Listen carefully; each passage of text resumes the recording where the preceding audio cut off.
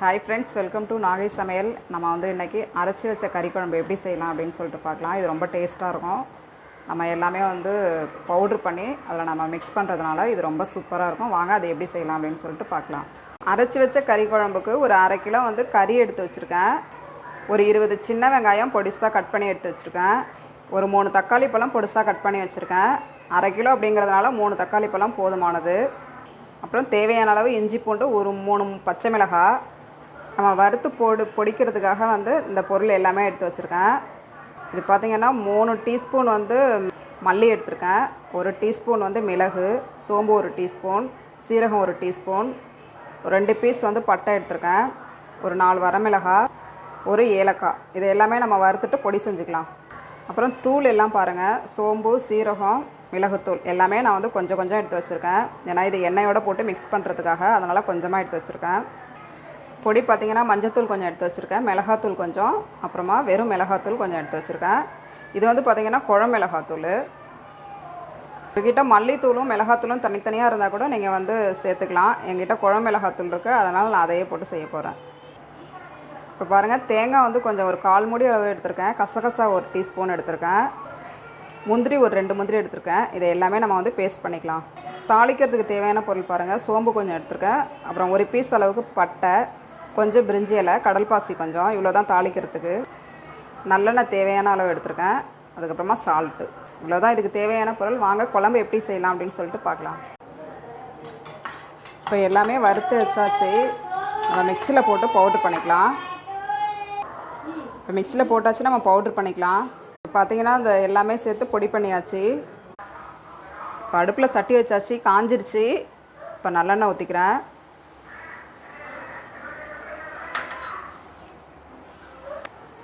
எண்ணெய் காஞ்சிருச்சு. இப்போ தாளிக்கிறதுக்கு ஏற்ற எல்லா பொருளுமே நான் சேர்த்துக்கிறேன். பட்டை, சோம்பு. நான் கிராம்பு சேர்க்கல, உங்களுக்கு கிராம்பு பிடிக்கும் அப்படின்னு சொன்னால் சேர்த்துங்க, எங்களுக்கு அந்த ஃப்ளேவர் பிடிக்காது.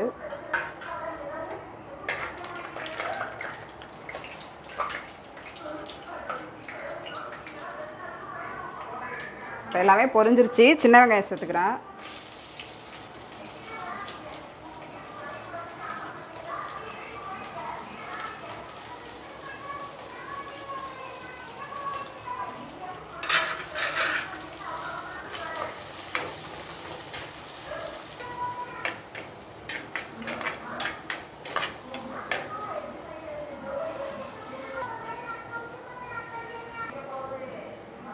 வெங்காயம் நல்லா வதங்கிருச்சு.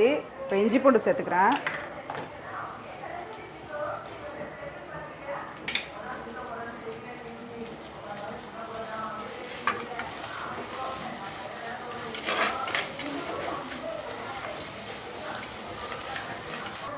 இஞ்சி பூண்டு வந்து நல்லா ப்ரௌன் கலர் ஆகிடுச்சு.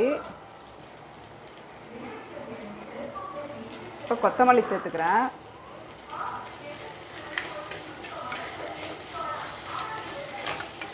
இஞ்சி பூண்டு வந்து நல்லா பச்சை ஸ்மெல் போகிற வரைக்கும் நல்லா வதக்குங்க, அப்போ தான் நல்லாயிருக்கும். இப்போ தக்காளி சேர்த்துக்கலாம்.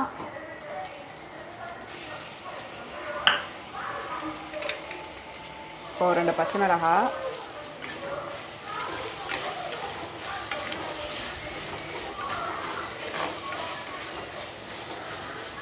நல்லா பேஸ்ட் ஆகட்டும், ஒரு 5 நிமிஷம் அப்படியே வேகட்டும்.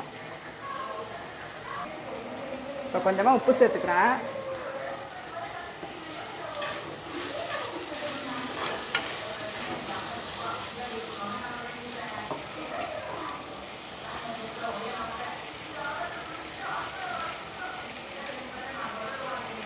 உனக்கு காலை வலிக்கல, இல்லை சேஃபாக இருக்குல்ல.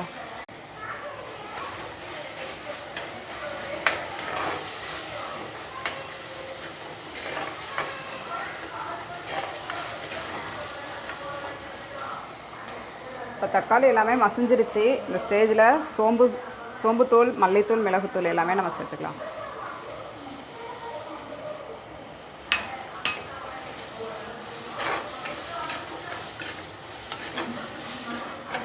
பொடி கொஞ்சம் கொஞ்சம் வச்சுருந்தேன் இல்லையா, அது எல்லாமே எண்ணெயிலே போட்டு நல்லா வதக்கிக்கணும்.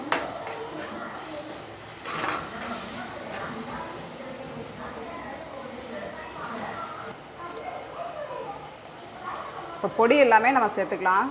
மஞ்சத்தூள், மிளகாத்தூள், அப்புறம் குழம்புத்தூள்.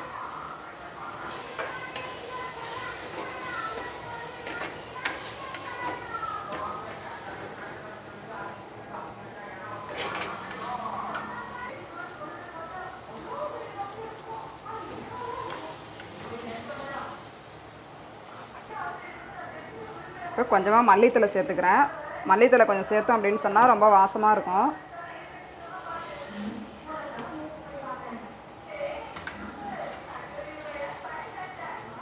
இப்போ கறி எல்லாமே சேர்த்துக்கலாம்.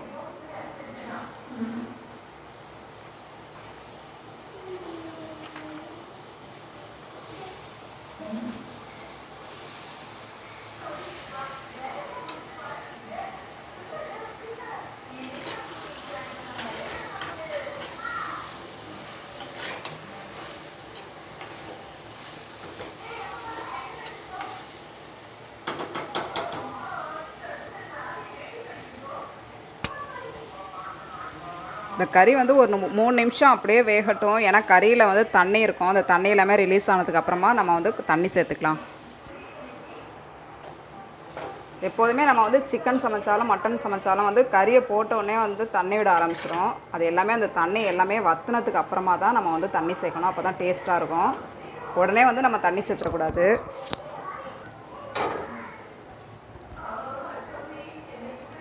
ஒரு 2 நிமிஷம் அப்படியே வச்சுருக்கேன். இப்போ 2 நிமிஷம் ஆயிடுச்சு. நம்ம ஓப்பன் பண்ணி பார்க்கலாம்.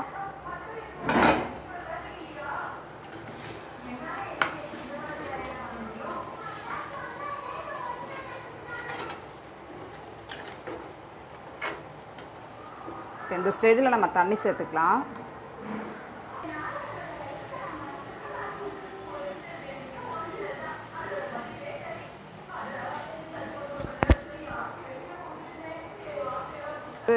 பண்ண பொடியை வந்து 1 டீஸ்பூன் அளவுக்கு நான் சேர்த்துக்கிறேன்.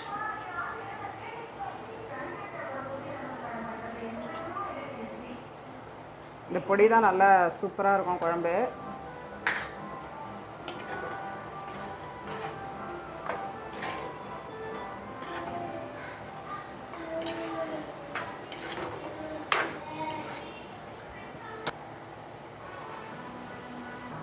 இப்போ குழம்புக்கு தேவையான தண்ணி சேர்த்துக்கிறேன்.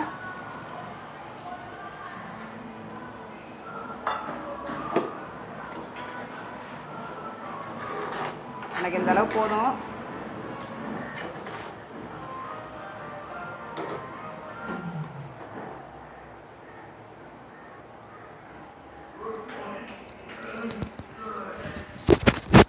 இப்போ குழம்புக்கு தேவையான உப்பு.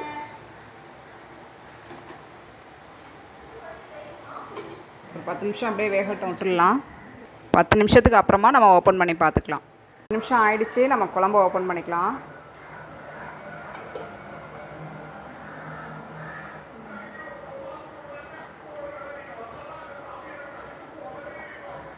குழம்பு நல்லா கொதிச்சிட்ருக்கு. இந்த ஸ்டேஜில் நம்ம வந்து தேங்காய் சேர்த்துக்கலாம். இந்த ஸ்டேஜில் வந்து நம்ம தேங்காய் சேர்த்துக்கலாம்.